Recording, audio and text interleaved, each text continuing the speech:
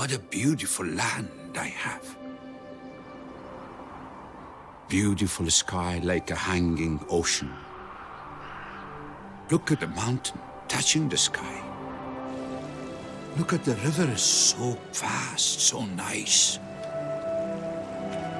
Wow, God has given us so much beauty. What a land.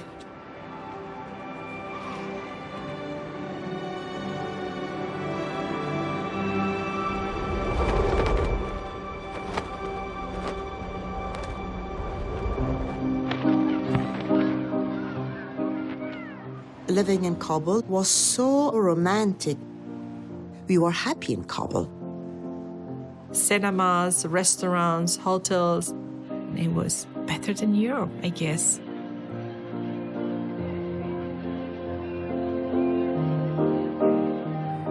It was a lot of tourists traveling with their long hair and the hippie-style clothes, and they were going to the historical places that we have.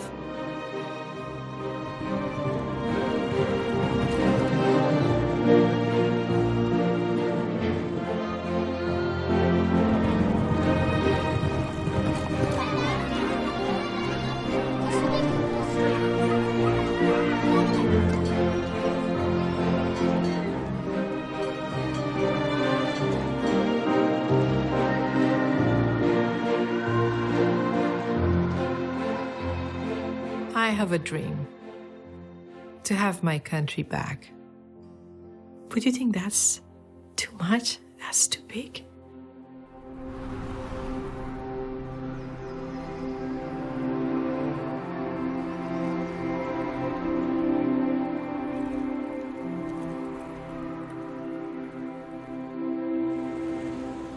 This is the story of a land as beautiful as it is cursed. A country trapped in war for so long.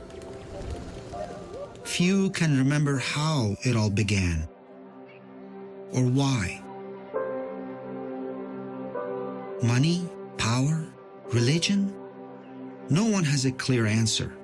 What went wrong in Afghanistan?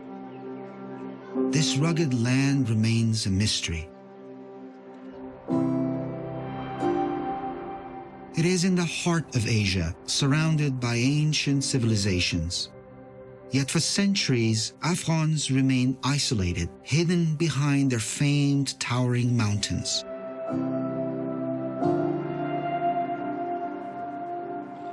Divided into tribes, they were united mainly by their Islamic faith and their fierce desire for independence.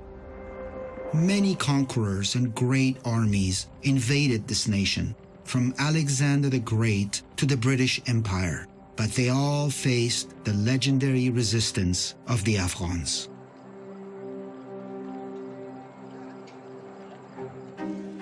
In the 60s, one man tried to change everything, King Zahir Shah.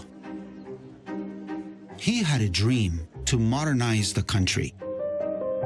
He installed democracy and opened up the nation to the world.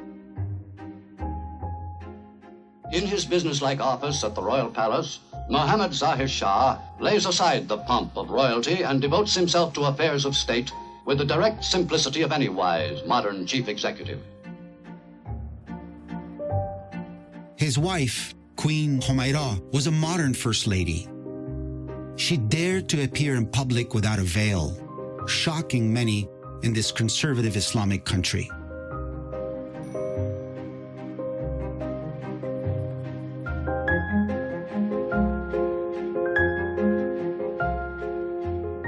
J'étais privilégié à l'époque.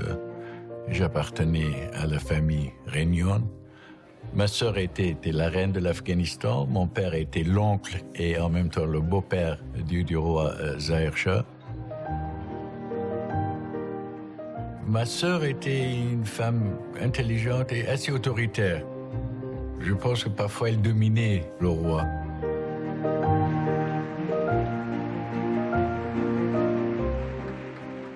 Le roi Zahir Shah était un homme, à mon avis, extraordinaire. C'était pas un homme assoiffé du pouvoir. En 64, on a eu une constitution qui a duré 10 ans, jusqu'à 73, et ce qu'on dans notre histoire on appelle les 10 années de démocratie. The king traveled abroad and took inspirations from the leaders he met. It was the time of the Cold War, and the world was divided in two blocks. But King Zahir did his best to keep Afghanistan independent. Le roi a dit, nous avons une longue frontière avec l'Union soviétique dans le nord, donc nous ne pouvons pas adopter une politique hostile vis-à-vis de l'Union soviétique. Not far from Kabul, at Sarubi, a corps of European engineers have been brought in to harness the river there, so that Kabul may have more electric light and power. Thanks to its neutrality, Afghanistan was able to attract financial help from both sides. The Americans built dams in the south, while Soviet engineers built bridges, roads, and tunnels across Afghanistan. The country was no longer isolated.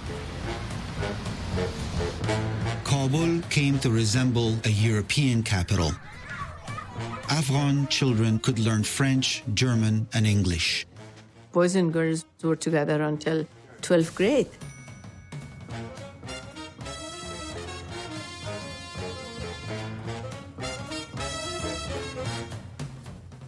So we were playing together.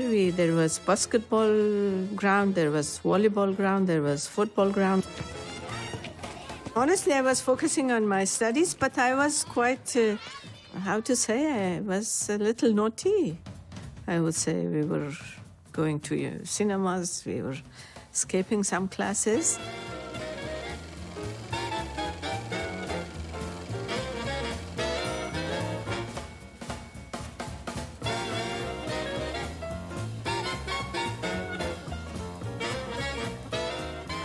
Well, we had 2 or 3 cinema theaters. In the beginning, there was no translation. And we were watching and loved it. The films like Ben-Hur, like Dr. Zhivago. Oh my goodness, so easily they say, I love you. Well, for us, it was just on the ground, make a heart and with an arrow and, some drops of blood coming down. And then the girl was coming and say, accepting or not. But there, I love you. Wow. Kabul was a totally different place. I would say it was a modern city with lots of restaurants, jazz music, live.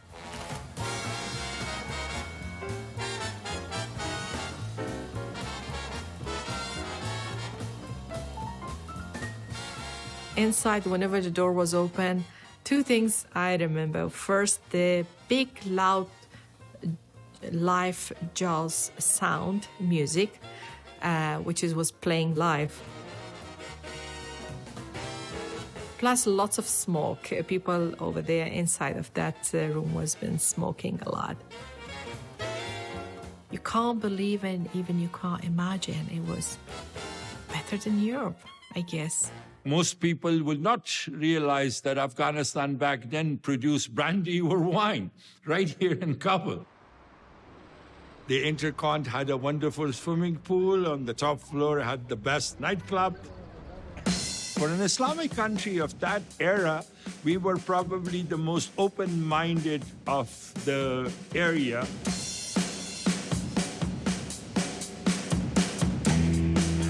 Then came in the tourist era.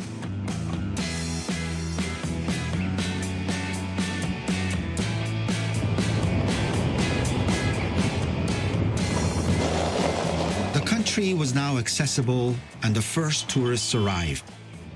Most of them were hippies. On their way to India, they stopped here to discover an exotic culture and taste the local hashish.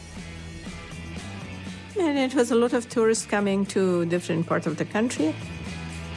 They were traveling with the local bus with their long hair and the hippie-style clothes, and they were going to the historical places that we have. to Bamiyan to see the Buddhas and to Herat.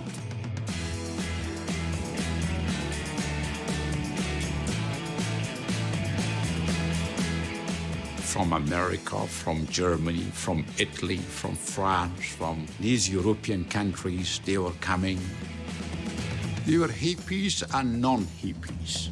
Of course, some of them having hashish in their hand and smoking weed, which we didn't like it. My mother was always saying that, be careful.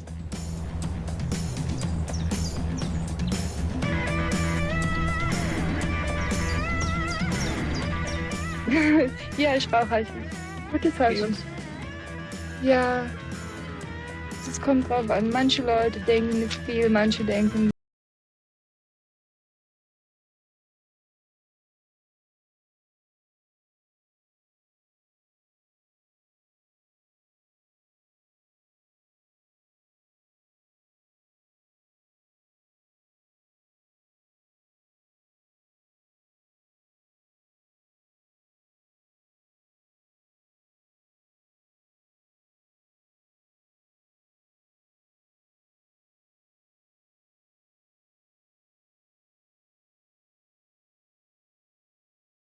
Here. We were following the tourists. En somme, en voyant ces femmes en armure, on est en droit de se demander pourquoi elles ne sont pas armées. D'autant plus qu'il est des pays où, en présentant la mode, elles sont bel et bien équipées aux derniers standards dans ce domaine. Ainsi, en Afghanistan, où le fusil Moser est de rigueur pour la présentation des modèles printemps-été 69 pour paysannes nomades. Et c'est vrai, nous sommes à Kaboul en février 69.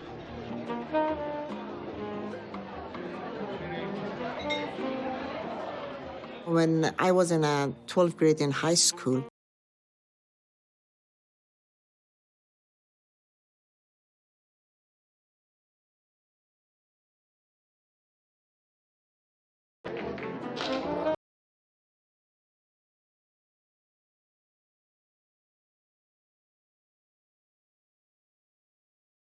class of the society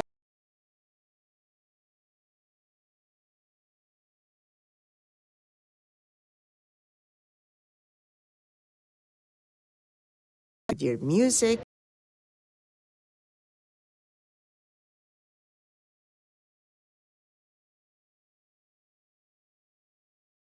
Truth is, Kabul and its elite were living in a bubble. In the far-off provinces, where 80% of Afghans lived, the situation was very different. Poor and illiterate, rural Afghans followed ancient cultural traditions. Women were segregated and could be bought for marriage. Religion was the ultimate authority. A lot of the Afghans, or the 40-odd families that run this country, majority of them acted like British aristocrats, unfortunately. They were great for the cities, but they really annoyed the villages. Elite class of Afghanistan, they were not thinking about what is going to happen in the country. We were sort of asleep in those days. We didn't see the reality, unfortunately, because of our class differences.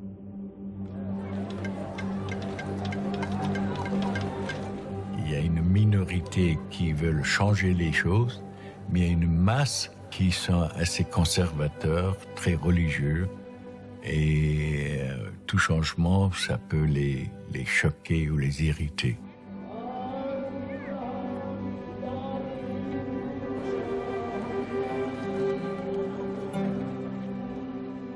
The Muslim clergy was uncomfortable with the changes the king had brought to the nation. Democracy and women's rights were distant concepts to them. Many of those living in the provinces shared the same concerns, and some felt left behind, excluded from the privileges of the elite.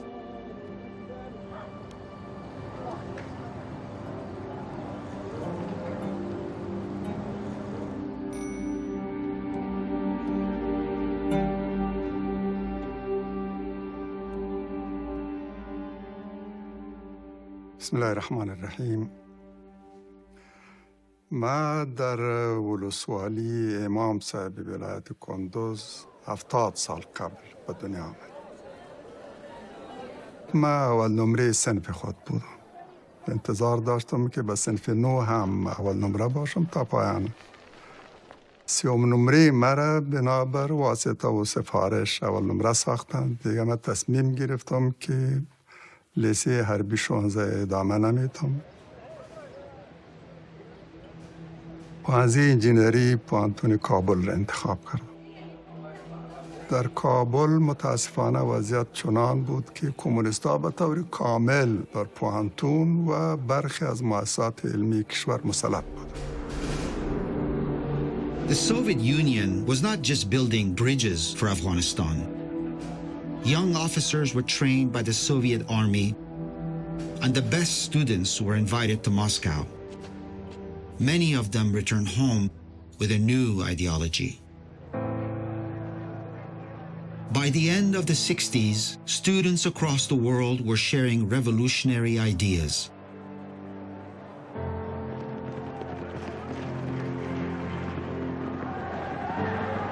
Turmoil was everywhere, and Afghanistan was no exception.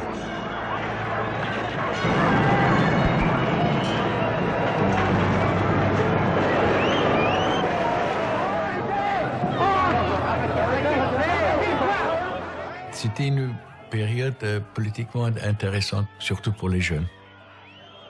Il y avait une énergie, une effervescence que je ne vois pas actuellement dans mon pays ou ailleurs.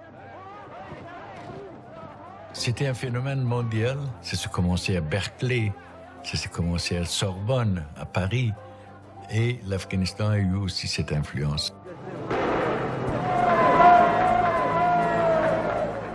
New ideas and new ideologies, and we were young boys and hearing from, oh, Lenin, who is he? The students are standing. What else? In Czechoslovakia, there is a big revolution. What about others? Oh, in Latin America, in Spain, in different countries. What is that? The world is changing. What we should do, fasten a seatbelt.